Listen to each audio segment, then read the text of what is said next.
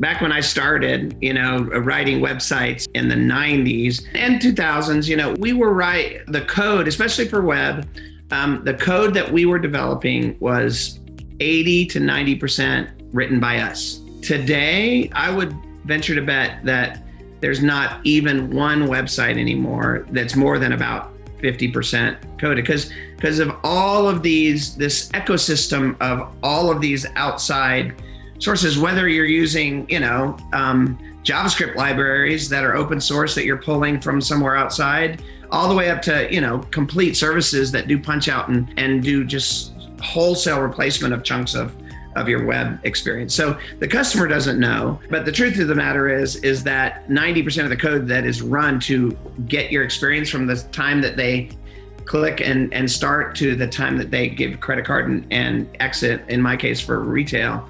most of that is controlled by an external experience of some sort, has its touches in there. That becomes a very, very significant issue. We used to only have to worry about what was going on inside our environments, whether it was inside our data centers or on machines that were owned by the company or whatever.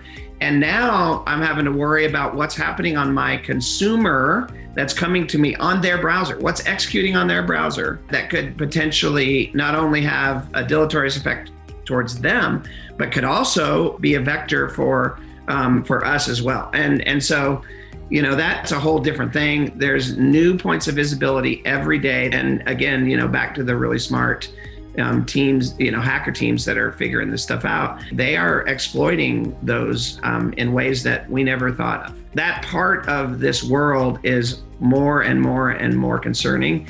And that's on the not physical side of the supply chain. There's a whole physical supply chain with machines and software that we plug in that we use to make other software and all of that is being exploited every day. Target and Neiman Marcus and all of these famous exploits usually happen through some third party. Target was a third party HVAC vendor that got in through the systems and penetrated the entire network.